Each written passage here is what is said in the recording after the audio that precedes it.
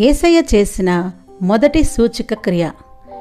ఈ అద్భుత కార్యం గురించి యోహాను సువార్త 2వ అధ్యాయం 1-11 వరకు రాయబడి ఉంది. ఒకసారి గలిలయ ప్రాంతంలో కానా అనే ఒక గ్రామంలో వివాహం జరుగుతూ ఉంటుంది. ఆ వివాహానికి యేసయ్య తల్లి, యేసయ్య శిష్యులు కూడా హాజరవుతారు. అన్ని ఏర్పాట్లు ఘనంగా జరిగి విందు మంచిగా జరుగుతూ ఉంటుంది.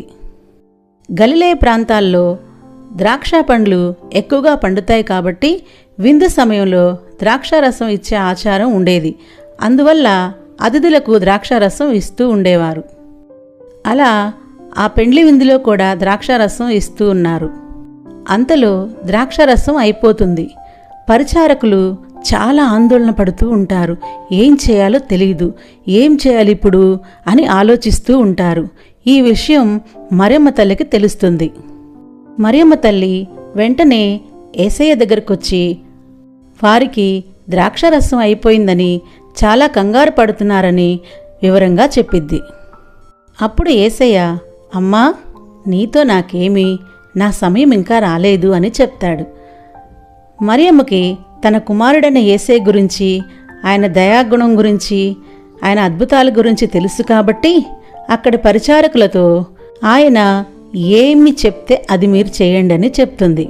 పరిచారకులు ఆత్రంగా, ఆందోళనగా, వినయంగా యేసు ముందు నిలవబడ్డారు.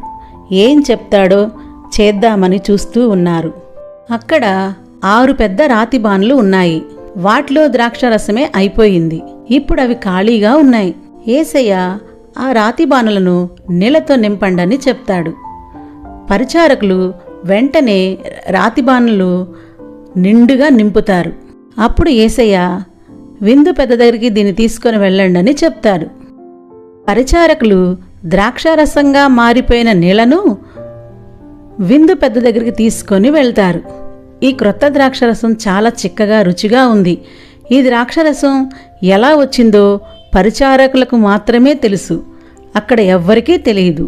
విందు పెద్దకు అసలే తెలియదు. కాబట్టి అతడు పెండ్లి కుమారుని వద్దకు వెళ్ళి, సాధారణంగా విందులో మొదట మంచి ద్రాక్షారసం ఇస్తారు. ప్రజలు మత్తుగా ఉన్నప్పుడు నీళ్లు కలిపిన ద్రాక్షారసం ఇస్తారు అని నీ వివాహం విందులో ముందు మామూలు ద్రాక్షారసం ఇచ్చి ఇప్పుడు మంచి ద్రాక్షారసం ఇచ్చావే, ఇది చాలా వింతగా ఉందే, మంచి ద్రాక్షారసం దాచి ఉంచుకున్నావా ఏంటి అని అంటాడు. పెండ్లి కుమారునికి కూడా యేసు చేసిన అద్భుత కార్యం గురించి తెలియదు. విందుకు వచ్చిన వారంతా ఆ కొత్త ద్రాక్షారసం తాగి దాని నాణ్యత గురించి, దాని రుచి గురించి ముచ్చటిస్తూ సంతోషంగా తమ ఇండ్లకు వెళ్ళిపోతారు. గలిలయలోని కానా అను ఊరిలో యేసయ్య చేసిన మొదటి సూచక క్రియ ఇది. ఈ అద్భుతం ద్వారా యేసయ్య తన మహిమను బయలుపరిచాడు. అందువల్ల ఆయన శిష్యులు ఆయనను ఎక్కువగా విశ్వసించారు. ఇక్కడ యేసయ్య తన తల్లి చెప్పిన మాట విని ఈ అద్భుత కార్యం చేశాడు. అలాగే మనం కూడా మన తల్లిదండ్రుల మాటలు పాటించాలి. యేసయ్య దయామయుడు, కరుణామయుడు. ఆపదలో ఉన్న వారికి, ఆయన సహాయం కోరుకున్న వారికి తప్పకుండా వారి సమస్య నుంచి కాపాడుతాడు, వారి సమస్యలను తీరుస్తాడు. మనము ఆయన చెప్పిన మాటలకు విధేయతకు చూపించాలి, వాక్యానుసారంగా జీవించాలి.